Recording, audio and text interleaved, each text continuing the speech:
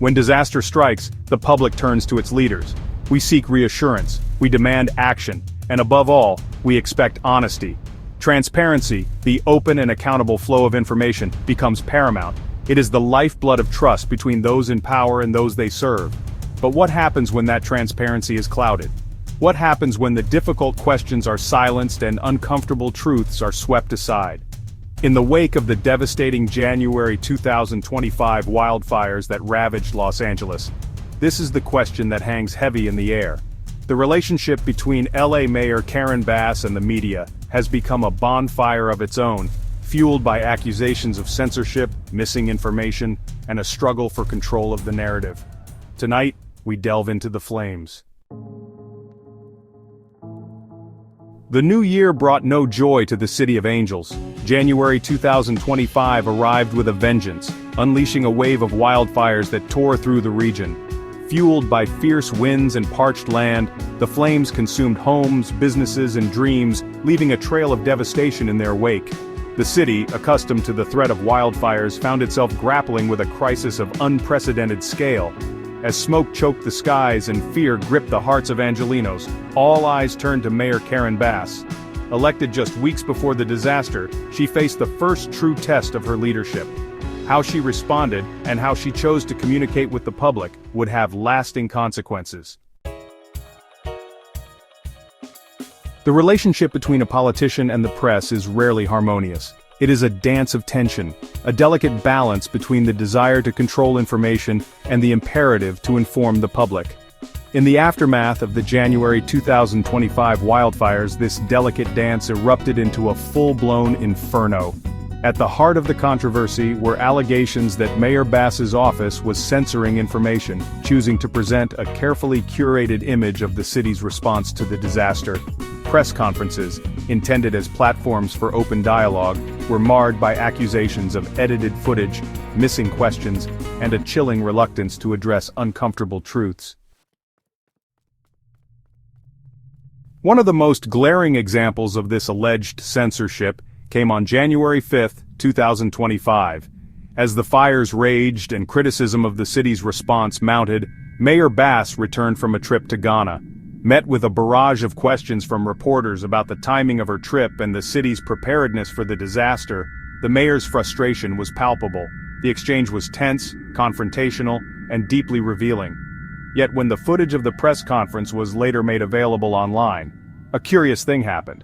The most contentious portions, the moments where the mayor's composure faltered under the scrutiny of the press, were gone. Vanished. Erased from the public record. The full video, in all its raw and unfiltered glory, remained available on the LA County government's website. But on the mayor's own social media platforms, the narrative had been sanitized. The public was being presented with a carefully edited version of events, one that painted a far rosier picture of the city's response. The January 5th incident was not an isolated one. Over the following days, a pattern began to emerge. On January 8th, during an evening news conference, the live feed abruptly cut out as a reporter began to press the mayor on the city's malfunctioning emergency alert system. The next day, January 9th, a similar incident occurred.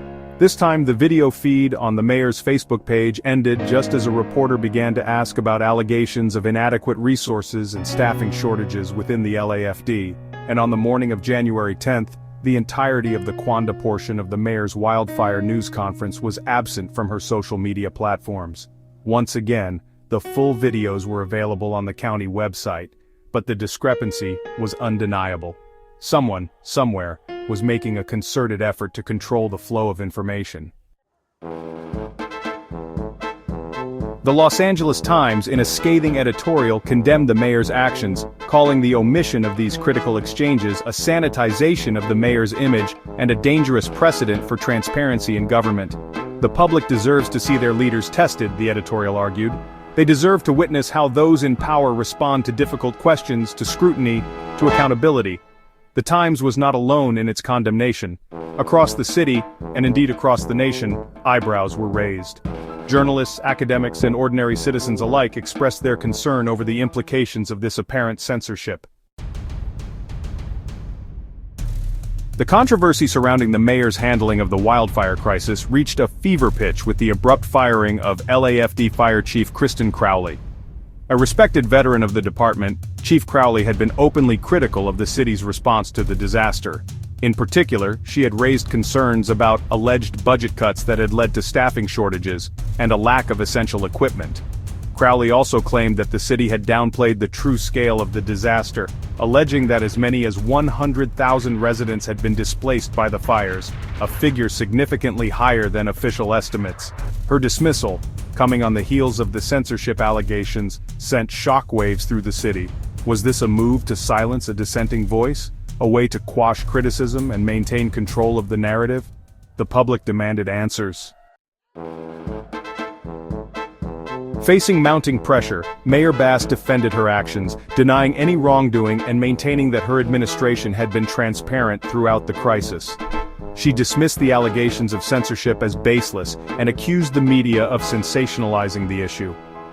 Regarding Chief Crowley's firing, the mayor stated that the decision was based on a pattern of insubordination and a failure to follow protocol. Specifically, she cited Crowley's decision to send 1,000 firefighters home on January 7th, the first day of the fires, as evidence of poor judgment. The mayor also claimed that Crowley had refused to submit a mandatory after-action report on the LAFD's response to the disaster. Whether these justifications were enough to quell the growing tide of public scrutiny remained to be seen. The events following the January 2025 wildfires in Los Angeles have exposed a raw nerve in the relationship between those in power and those they are elected to serve. The allegations of censorship, the firing of a respected fire chief, and the mayor's steadfast defense of her actions have left many questioning the city's commitment to transparency and accountability. At its core, this is a story about trust. Trust between a city and its leaders. Trust between the media and the public it serves. And trust, ultimately, in the very institutions that are meant to protect and guide us through times of crisis. The flames of the January 2025 wildfires may have been extinguished, but the embers of this controversy continue to smolder. Only time will tell what, if any, lasting impact it will have on the City of Angels. But one thing is certain, the relationship between the public and those in power has been irrevocably changed, and the scars of this firestorm will likely linger for years to come.